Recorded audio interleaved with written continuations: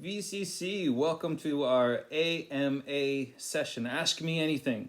A couple of weeks ago, Daniel sent out an email to the cell leaders, small group leaders, asking them to gather any questions you might have for a couple of the pastors of your church. So here we are, and we're going to get right into it. It's really about hanging out and just spending time together the best way we can.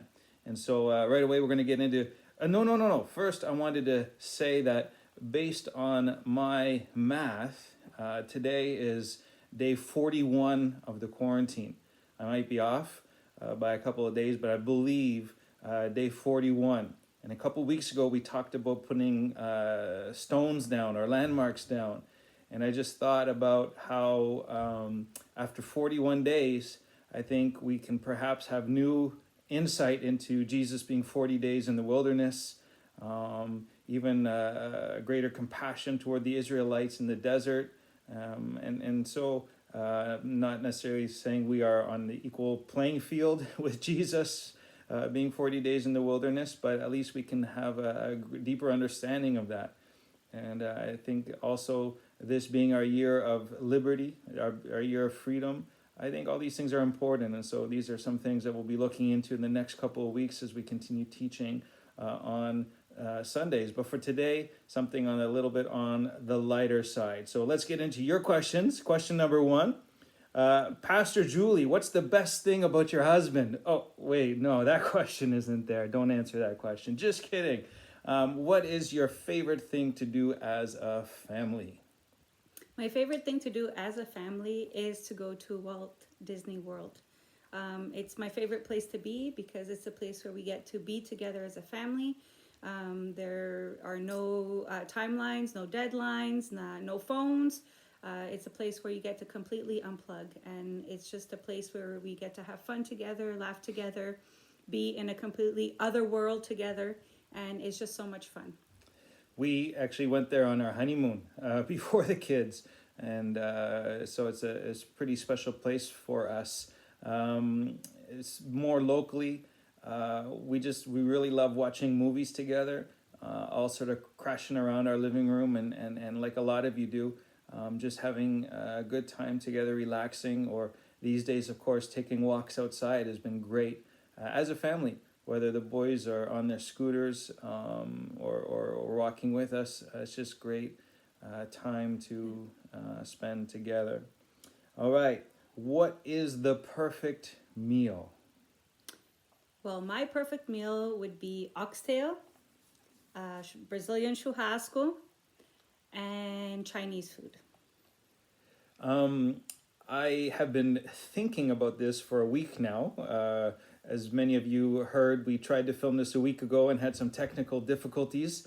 And so I've had some time to reflect, and I really forced myself to narrow it down. And I love any meat with rice. So whether it's oxtail, curried goat, even like spare ribs on fried rice, or even a chicken casserole, I love meat with rice. I just think that's a great combo. And yeah, of course, great burgers and great pizzas and lasagnas are all good.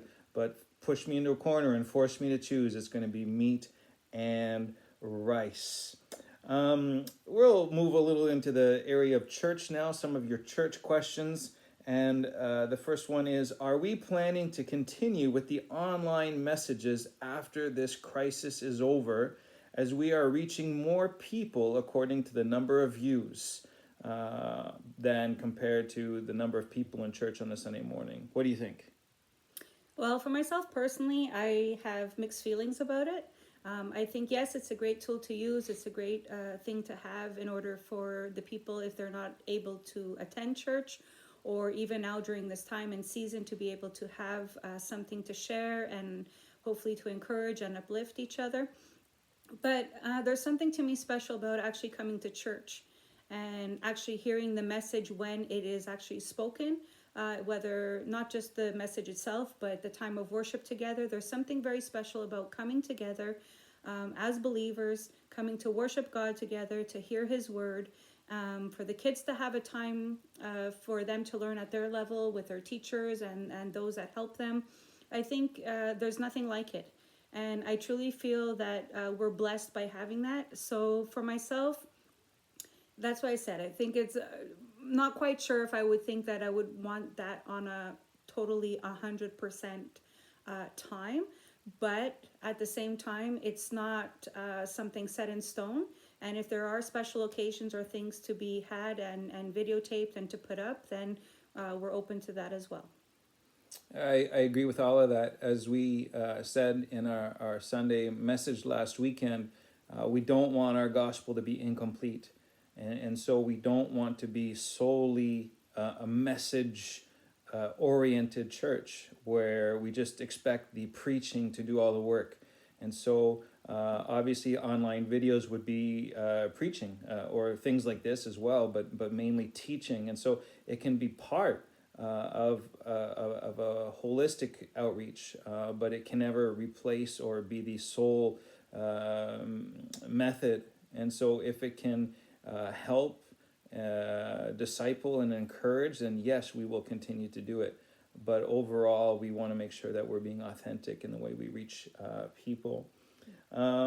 What do you feel that we have learned as a church through this? And are there things that we will be doing differently because of that? Well, the second part of the question, holy kisses and hugs, we'll see how that gets affected when we get back together. Social distancing, do we have to sit 3 chairs apart once we restart again? I don't know. We'll listen to what the government and the public health officials have to say when we actually do get back together. But I know the question was more along the lines of spiritual vision. Yeah, I hope we do take what we learned from this time. And I believe one of the most important things we've learned from this time is the value of each other. As we don't have each other week in and week out, we are definitely our most valuable resource. And when I say we, I mean every single one of us. And so I hope that our church, even though we were already a community-based church in practice and in belief, I hope to explore that even more. And I hope that our Sunday mornings and our fun days, I hope these will all be better attended as we come out of this knowing how special and how precious and really how quickly these things can be taken away from us. I think perhaps I'll speak for myself. Before, I just assumed things would always be the way they were. But now I see that things can really stop on a dime. And so I hope moving forward, we'll just really appreciate each other. I think for me too, it's like I realize, we talk so much about being one body and how we're all parts of this one body and that we all, need to function together and we need to be oiled well together and to be able to function properly. But I think during this time, it's really, really, really made it important that we do function as a whole and we do really need each other. Even coming and preparing things for the church in terms of messages, even the activities and things for the kids, I realized it was okay to send the stuff home for the parents to do with the kids. That was awesome. It's a great experience. But there was something so, so special when I heard Lucas coming running down the stairs to go and have time on a Zoom with his Sunday school class. And when he got to see them and hear their voice and their teacher's voice, it was priceless. Yeah. And it built at him. He was so excited. When he comes home now, he can't wait until Sunday at 2:00. He knows he's having a Sunday school class. And I think it's not about the technology. It's about that feeling of togetherness where they feel united. And as a church, I believe it's the same thing. We truly need each other. We are dependent on each other. And I'm looking forward to when we do come back, that hopefully that this will be something that we learn and that we don't forget. Next question. Is it true that you think your husband is the best looking man? Oh, no, sorry. That's another separate list. There we go. What do you look forward to most about doing church in person again? Worship. Easy.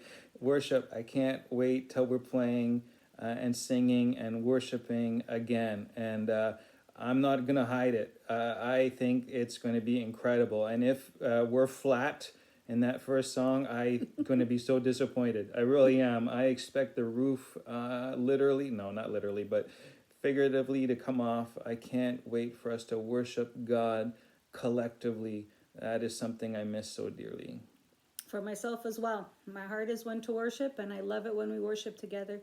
So to me, that's the one thing that I'm looking forward to so much, is that when we can actually worship God together, to thank Him for all the things that He has done for us, and just to celebrate our lives, the transformation that's happened and taken place during this time. I think it's going to be a wonderful, wonderful time.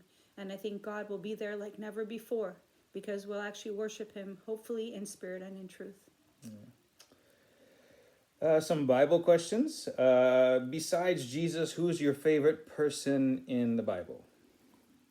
Mine is Paul. I love Paul. I think he speaks the truth. He's not shy to say how he feels about the gospel, and to preach and to do all the things. But for me, the greatest thing, it was to watch him be this person whose life was so far from Christ, and his life not reflect anything of what embodied God's vision for us, and to watch God stop him in his tracks and to see his life change. And he never faltered in that. He just continued pushing forward until the end, when he could finish his race. And I love that about him. It just always motivates me to keep going, that no matter what, that trials come, times difficult like these come, but he always rejoiced. He always looked to God. He always put God first.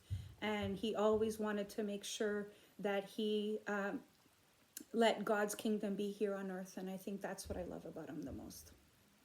I love Paul too, but I think I'd be afraid of him. I think he would tell me off or something, or want to take me into the corner and say, "Hey, I need to speak to you." But no, he's incredible. I like Peter.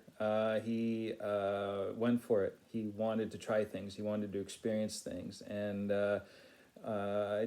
I think he's incredible.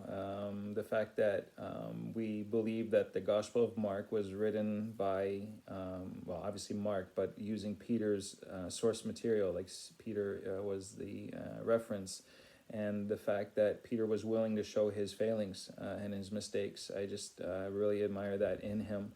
And, the fact that he could be so bold and believe that he would go all the way with Christ, and then at the same time fall flat on his face and get up again. I guess that's just something that I can really relate to. So I love Peter. And just the last question about the Bible. What's your favorite book of the Bible, Julie? Well, in the last video, I did say my favorite book of the Bible is Revelation. Yeah, but they didn't see that, so it doesn't matter. That's okay. I'm saying it again. I actually reflected this week, and actually it is Revelation. I think it's a beautiful picture of everything that God has planned from the beginning of time. And we get to see it all unfold. We get to see the battle that's going to take place. And yes, maybe the chaos as well during that time, because it's really going to shake us up, and it's really going to get the things to change. But I just love it. It just shows God's never ending warning to us when we read about all the churches and the warnings that he gave, and the things within their character as a people that weren't good or that needed to be changed. And he told them how to do it and how to go about it, because he wanted them to get this reward at the end. He wants us all to be with him in the end. And to me, forgetting all the allegories and everything, that's the main message. I just love that in the end, when Jesus returns, all this nonsense kind of craziness and broken world ends, and we actually is going to call us back, and we get to go with him, and he's going to call those that have passed away already to arise, and we get to go home with him, and we get to live with him in this beautiful place that he has prepared. Because if we think this earth is beautiful, when we see now all the nature and things being being restored, and the nature renewing itself, and imagine he's creating a new heaven and a new earth. And the things that we see through our telescopes here, they're beautiful. They're things that our minds can't even explain. And it's just awesome and incredible. So imagine what this new heaven and new earth is going to be like. And this is all unfolded in Revelation. So, and the best part is, the victory is God's, right? So all this devil and all this nonsense, craziness, and trying to destroy us, it all ends. And he says, when he comes back, that's it. Everybody will bow at his feet, and we get to be victorious with him. So that's why Revelation right now. For me, it's the book of Genesis. I love the beginning. I love seeing God before we were on the scene. I love how there's so much in there that really foreshadows Jesus, redemption, and just watching God pick up a broken world and fix it through individuals, families, and faith. And communities, and I just love it. I could live in that book, literally, just reading it over and over and over again. There's so much in there, and so that is by far my favorite book of the Bible. We're gonna wrap it up now, and just with this last question, I'm gonna not just answer the question, but we're gonna sort of encourage you. The question is, what are you doing individually and as a family to help you get through, and what encourages you the most? And we'll combine those both, not just giving our own personal answers, but just to encourage you. I believe the best way to get through this time is to reach out to God, really seek him, really press into him. I believe he's here more readily than perhaps usual, not because on his side of the equation, but because on our side of the equation. We're hungrier for him, we're more desperate. Some of us are literally dependent on others to bring us money and food, and so we're in a very similar situation to those Israelites in the wilderness, where they were literally utterly dependent on God. And so we are in that same situation, and so we shouldn't just turn to Netflix or YouTube all the time, or whatever other methods we use to distract ourselves. We should really be pressing into him. And I have myself, I've faced challenges during this time, and ups and downs like all of us, but I find God is readily available to meet us. And so I would encourage you to do that, and not just waste the time or hope for the time to pass as quick as possible, but really in these moments of difficulties to reach out to him. And if you are blessed to be in quarantine with others, then spend time with others. Play board games, take walks, talk, prepare meals together. Just be together as a family. I think that's the best way to get through myself. Yeah, I think for me too, it's been a time where every day, reading my Bible constantly throughout the day, taking time to pray, working on different posts to put up to try to encourage and to challenge us during this time, because I really find that when we're in this space where we're sort of isolated, it really makes us focus on ourselves, and to take that time, like I had spoken before church in our last service, before we had to take the break on judgment, and not talking about condemnation on judgment. That's one of the things that I explained. And I think it really makes us take a look at ourselves and see those areas in our lives that aren't very good. And during this time, there's been a lot of refinement done, a lot of sieving done, and getting rid of all these little things that cause stumbling blocks. And as we know, it's not always easy, because when we have to look at ourselves and face who we are and those things that aren't always great. But I love, my favorite verse is, with God all things are possible. And I love it because I know that no matter what, he will help me find the way to get through it, to change, to be more like him each day. And also, like Jamie said, going for family walks together, it's very stress relieving. It's very wonderful to get, the fresh air. We hear the birds chirping. We see the trees that God has created, the beautiful skies and the warmth of the sunshine. And all these things just remind me that God is always there. He's always present. He hasn't forgotten about us in the midst of all of this. So I think that these are all things of encouragement to us. You are not alone. You have God on your side. He will help you fight the battles that come your way, and he will protect you, and he will keep you safe. And I think this is a wonderful time. Yes, a lot of the news and media focus on the negative of things, but I truly believe that there is a lot of positive coming out of this. A lot of hearts being changed, a lot of hearts of stones being broken and made pliable, so God can come in and make them a new creation. And we're able to show others like never before love, kindness, whether through letters, through social media, through just saying hi to our neighbors, through all different sorts of venues and things. So I think this is a wonderful, wonderful opportunity that we can have a time to change and to hopefully become even better people and Christians as well, and that we can show the love of God to others.